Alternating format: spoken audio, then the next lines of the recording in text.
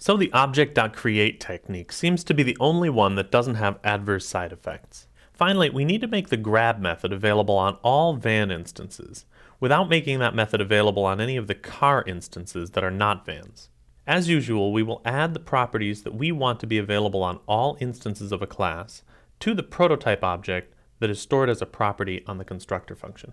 And it seems like we'd be all done, but there's one thing missing that belongs right here. Can you think of anything that we might have undermined as a result of the fact that we overwrote the prototype object with a brand new object we created?